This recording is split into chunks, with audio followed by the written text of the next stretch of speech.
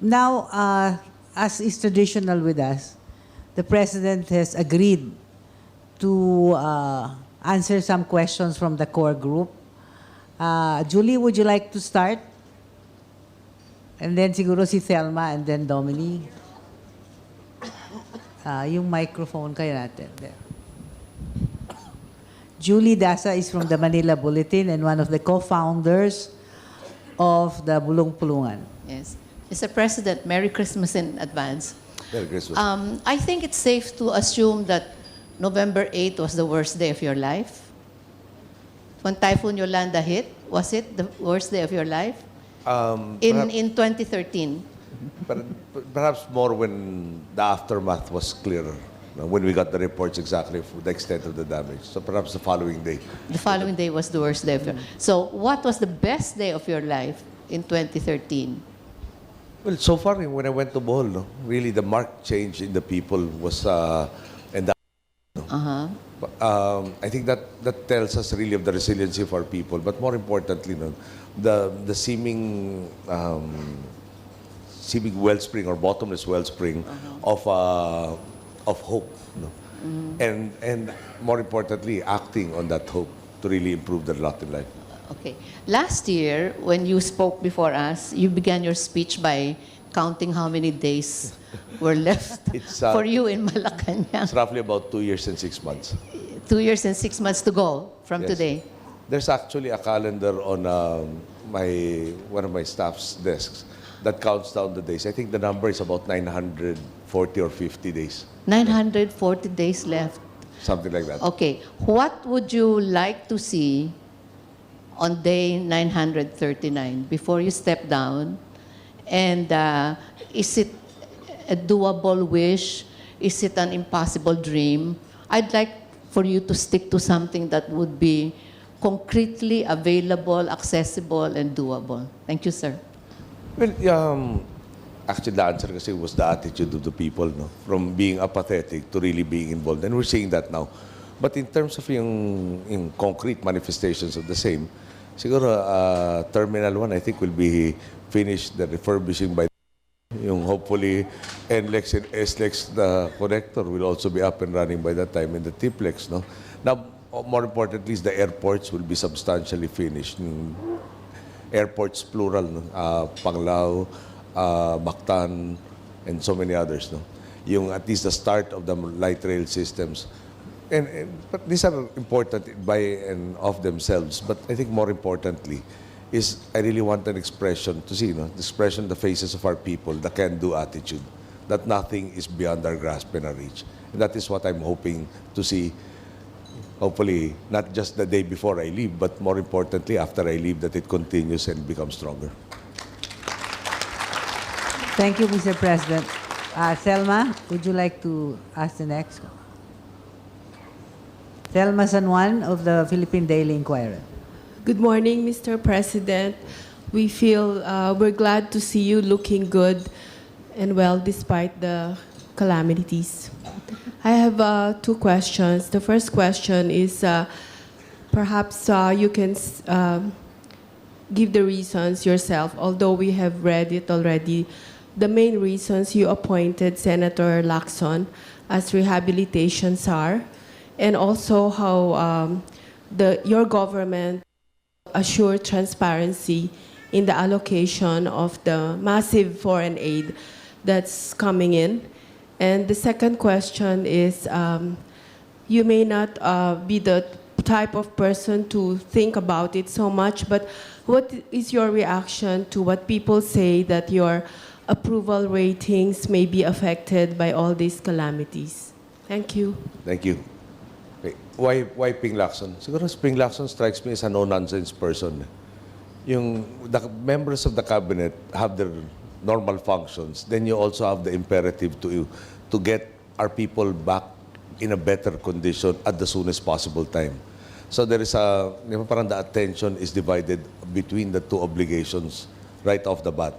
Now, having Ping Lacson at the center, wherein he's a no-nonsense guy, focused solely on Yolanda's rehabilitation, will undoubtedly achieve the targets sooner And that is, I guess, the primary reason why we looked at the unique capabilities of Mr. Lacson, no, Senator Lacson, to be able to deliver. Okay, yung transparency, especially for international aid, and also the other expenditures of the budget, but for international aid that is coursed through the government, there is a website called Faith that anybody can access, which shows what has been received, what has gone to. And that has been up for, I think, about 2 weeks or so. No. The third question, my approval ratings will go down or they'll go up. You know, at the end of the day, the only criteria I have is, did I do right? No. And sometimes the right decision may be unpopular. No? Sometimes it, di ba, parang conversely, the wrong decision is immensely popular. But I really have to stick with doing what I believe is right. So our people, I believe, are fair judges, no? And they will, they have been a constant source of support from throughout when we had nothing. And I guess they will, I expect that the numbers will rebound in case they do go down. No? But that is not the important thing. The important thing is, will our people see me as doing that which is right? And that is what is important to me. Maraming salamat po. Domini, would you like to... Domini Torrevillas of the Philippine Star. Tapos si Donnie. No, Domini first. Ladies first. Sir, you come across as a progressive-minded male, as manifested by your support of gender issues, particularly the reproductive health bill.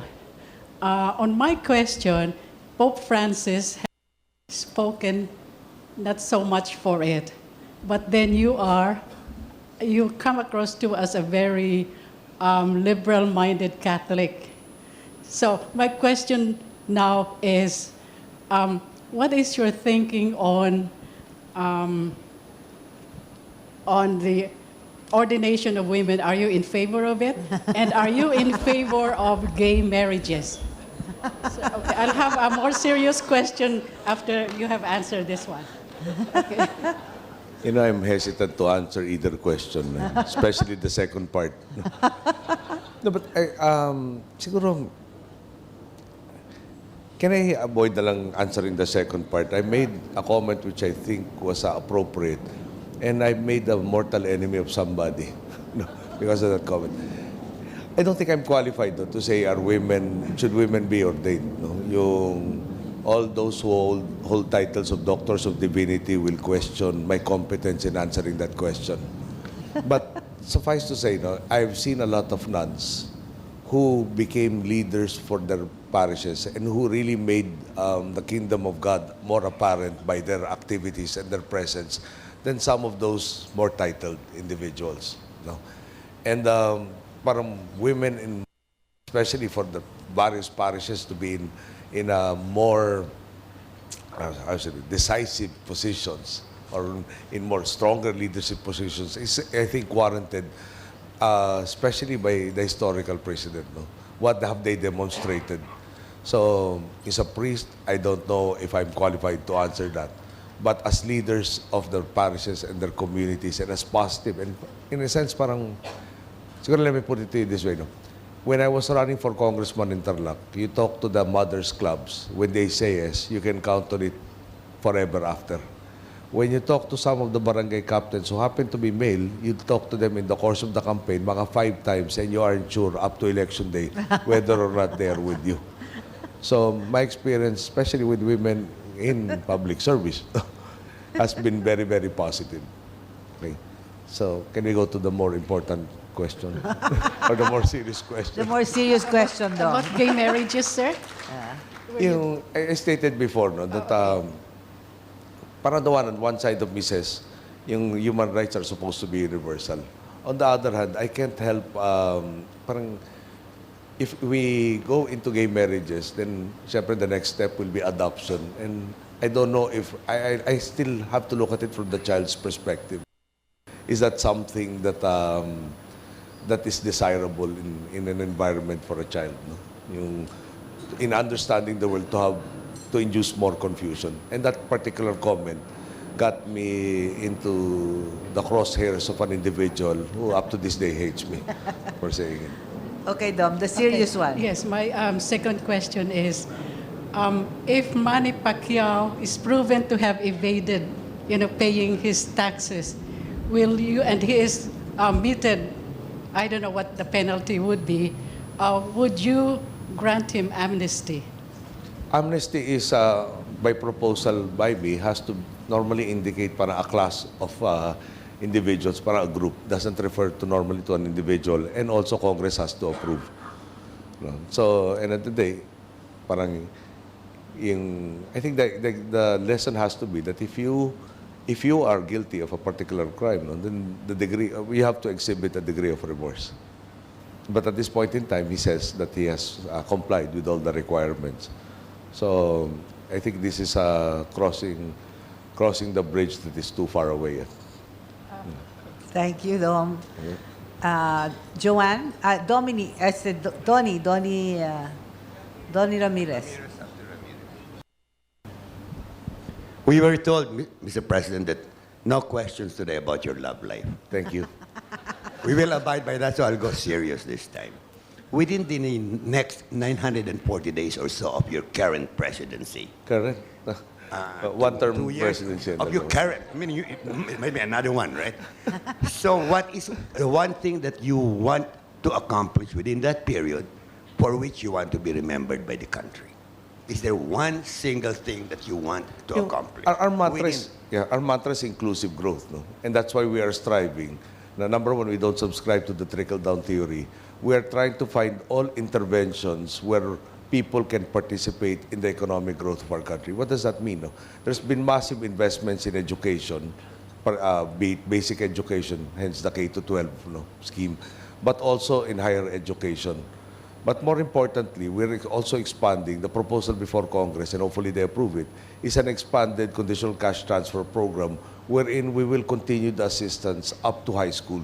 There is a study by the Philippine Institute for Developmental Studies, a recent study that states there's a 40% premium on income or ability to generate income for a high school graduate over that of a grade school graduate. So, again, in the idea of being, when we talk about farmers, massive rehabilitation for the coconut industry was a plan even before Yolanda. Now, the only requirement government will have to assist all of these farmers will be for them to intercrop various crops, so coffee, cacao, corn, and others. Now, if they are suitable for coffee, for instance, from 20,000 per hectare per annum, the income can conceivably rise to over 170,000 per hectare per annum by intercropping. So, not only the income per se, but the attitude of really maximizing the asset that you have is also part of our core philosophies. So if I want to be remembered for anything, we enabled people to really participate in the economic growth of this country. And it's exhibited by having this attitude of nothing can do and nothing is impossible and nothing is beyond the reach. Thank you, Mr. President. Thank you, Mr. President. Okay, Joanne? And then Ida, do you want? And Good then morning Chai. again, Mr. President. Morning, John. What do you think will define your presidency? And is it the way you handled two women, Yolanda and Janet?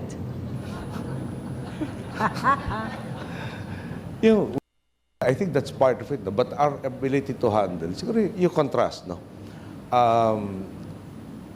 going to these areas, getting just the initial information, did you think we'll get any data from them para right after Yolanda passed through, And again, I have to compliment the people who took the risks, the chopper pilots and the crew of the helicopters that proceeded from Samar and went directly to Tacloban to reopen the airport so that assistance brought by the C-130 could start happening and the personnel necessary. Pag-asa, for instance, amongst others, has been I think widely praised and acknowledged as a source of correct and timely information. That was not a given when we started.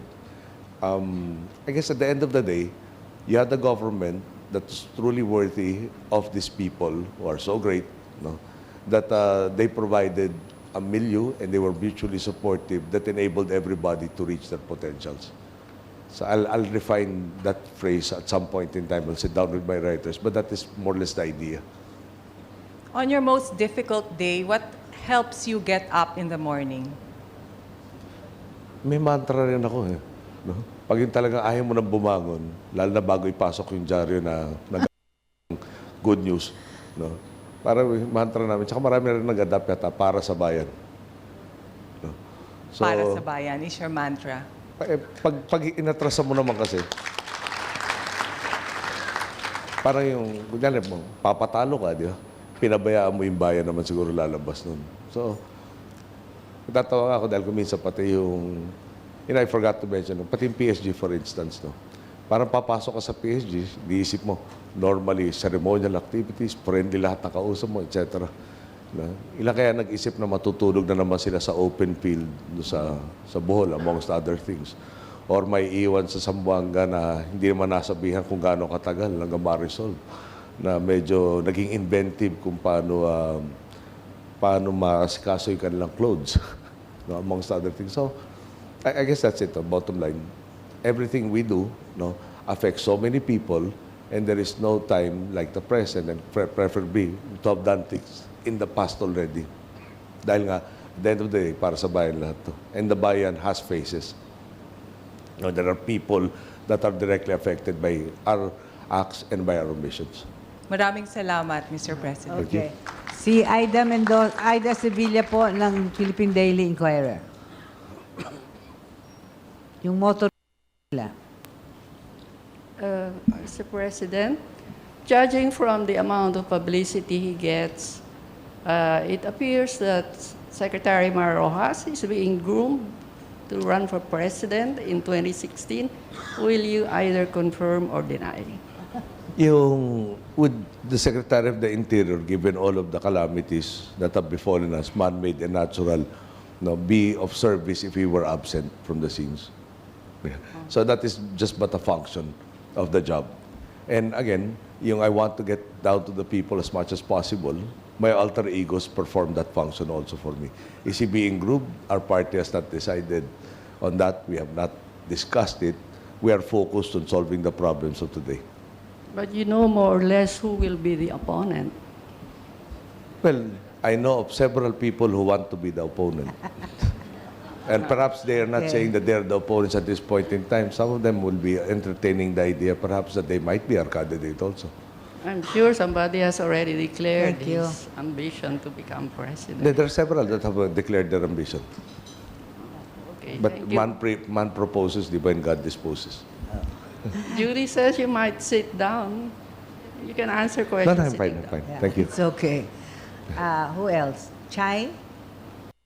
Does that mean we have 2 hours of questions pa? Yes. Okay. Okay, Chai Santiago, sir. Good morning, Mr. President. You did not plan to be president, but now I see you as very much more comfortable with the position. If you could turn back the hands of time, given all the burdens of presidency, would you still have run for the presidency? And The way I answered it then, and I think that's still valid up to now, is that both my father and my mother said something to the effect that if they could have done something and they chose not to, then they wouldn't have been able to live with themselves. And going in, I had I didn't have rose-tinted glasses. I knew how difficult this would be, especially coming after my predecessor. No?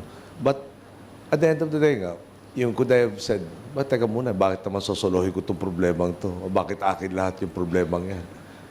Sumama yung sitwasyon, tinignan ko sarili ko sa salamin, sinabi ko, di ba mag-umpisa, kuha ko na dyan, ganito ginawa ko.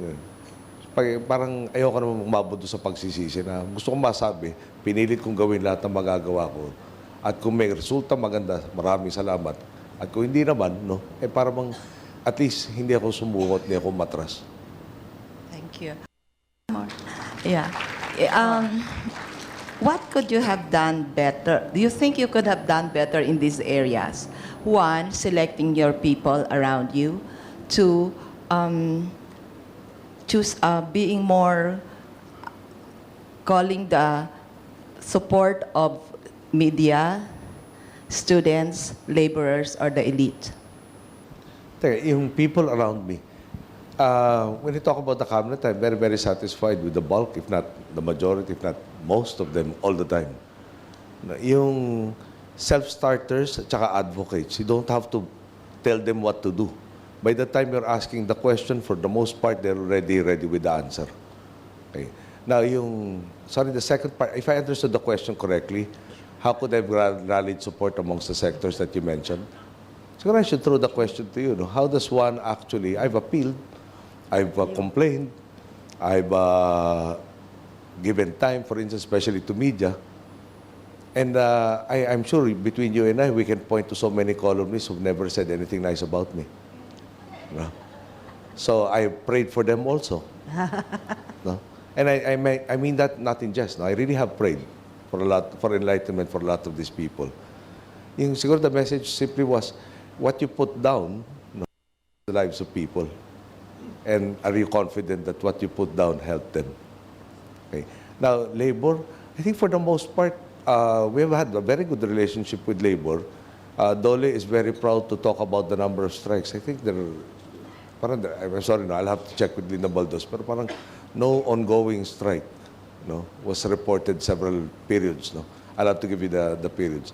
Sorry, students, I think most of the core volunteers who helped us in all of these disasters, be it Pablo, di ba? Sendong, Yolanda, Sandy, have come from the ranks of the studentry. I was talking to a student from PUP, and one would think that yung PUP would produce a lot of radicals, no? Pero this guy was so focused on being, he's in IT, and actually proving his skills, and of how he was actually giving me so many suggestions on how things can be done better. No? So, naka-focus on others as opposed to paano ba ako aasenso. And from somebody na iniisip mo pag nakaharap mo, para ba may isang Biblia na nareklamo mong bit. So, I guess that's we have a different perception, and if I may go, normally my survey results are supposed to be very good. And I assume the 70% or so represents a broad cross-section of our people. Okay. Mandy, do you have your voice back? Not yet. Okay. Okay.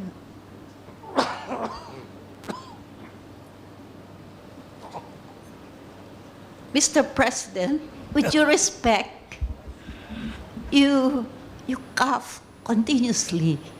You should take care of your health. Baka kailangan mag-file ng leave of absence ng mga isang buwan. Wag muna, sir, not now. No, but seriously, no, parang when you go out, in Bohol in particular, there was this bridge.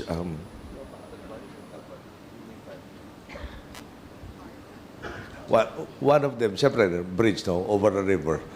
Tapos may river cruises road doon. At any time, may fireflies. Basta night, at walang ulan. Yeah. So, when they were talking about it, I guess my face really lightened up and brightened up. Si Babe Singson and Dinky Soliman, who were with me at that point in time, parang tinignan ako, sir, may meeting tayo in Yolanda tomorrow. Dahil parang nabasa nila na magmumukha, ay ba nyo mag-overnight dito at makita natin itong firefly, magkaroon tayo ng post. No. Pero again, they're as committed, more committed than I am. They wanted to go back home and finish the presentations they were showing me on the second cabinet meeting on Yolanda. I think, sir, Mr. President, you should have checked the doctor. There are several doctors. It's an indication of inflammation. Yeah, there are several doctors who, even without being consulted, no, normally pass by and examine me, whether physically or at a distance. And I assure you, there's some constant reminders from those who take care of my health. Thank you, Mandy. Sandy, would you like to ask? Sandy, bakit ikaw lang ang may hat this year? Oh. The others are not keeping with the tradition. Hindi po. Actually, lahat ho sila binigyan beforehand, pero nagkalimutan ho. I was the only one who remembered. Yeah, they said it's not age appropriate. Before I ask the question, before I ask my original question, I got a message earlier from one of our business friends that we're backing out of APEC. Sir, is that true? There is a proposal, but I was saying that is there a need to do so? I don't, at this point, I don't agree. Yeah, sir, you know, if it will make the cabinet or in government feel better, we from the business sector are like really behind you, and we wish and hope and pray that we push through with APEC because it's really going to do the country a world of good. So we're all behind you. If you need anything, we're all here from the business sector. In fairness to that particular cabinet member, yung given the enormity of the reconstruction rehabilitation efforts for Yolanda, he was thinking na shouldn't this be the sole priority in a sense, no, at this point in time? Well, sir, you know, we've Yeah. been through worse. I think we can I we agree can with do it. Yeah. Another thing I'd like to ask you is, you know, everybody keeps saying that the presidency is such a thankless job. You're damned if you do, damned if you don't. But at the end of the day, what makes it worth it for you? Babalik ako sa tao. Yeah. Again, I go back to the most recent example, yung sa Bohol. I mean, siguro I can expect na pag kanyari Yolanda, naghahanap ka ng sisisihin. Ako yung hepe ng bansang to, ako sisihin. No? Pero hindi ko nadama yun. No? Para bang presence lang, na-appreciate na in so many of these areas. No? Hindi yung dala-dala mong truck ng relief goods, for instance. No? Yung kakayahan na makipagdialogo na constant keeps me going talaga. At the end of the day, I am confident that I rely on our people, and the people will always be true to me. Thank you, sir. Merry Christmas. Merry Christmas. Okay. Joanna, meron ka pa ba? May follow-up ka? One, sige. Miss Julie. Mr. President, this question is from out of left field, but I'm sure you can handle it. In 3 years' time, 2016, do you think Chris Aquino will be ready for national politics and to throw her hat into the ring? National politics. In the latest pronouncement I heard from her was she's aiming to be the perfect stage mother. That role will be so natural to her. She won't have to plan for it. Would you advise her against running for a national position in 2016 or even a local position? Because she's so popular, she might be even more popular than you sometimes. Most probably. But the bottom line is, I adhere to that saying by the Americans, I think, who said that if you want to get even with somebody, get them into politics. And I love my sister. If she feels driven, at this point in time, the last time she made the pronouncement, concerned about the topic of being a stage mother. And of course, Joshua's achievements. Okay. So, no more questions from the core? I'd like to close it with my question. Mr. President, it's easy. What is your Christmas wish that you haven't wished in the last 4 years? Siguro lalo na ngayon, di ba? Parang kapayapaan talaga. Parang wala na tayo. Sana natapos na yung libro ng problema natin itong taon na to. At next year, di ba? Parang especially start of the new year, once there's so many opportunities that are coming. And I really hope that our people maintain the optimism and the can-do attitude that is already being nurtured at this point in time. Yes. So the wish really centers on, hopefully there are no more challenges of this magnitude this year. This one. Well, from your sisters, they miss you already during your Sunday lunches, sir. Pati nga yung pagdalaw sa daddy on November 27 was the day we had the cabinet meeting on Yolanda. Yes, I think sir. that's the first time I missed that particular occasion. Yes, sir. So, family is still first with you, sir, after country. Okay. As Donnie said, no questions about your love life. Okay. We'll just speculate. Okay. Maraming salamat po, Mr. President. Bigyan natin ng bagong pampa.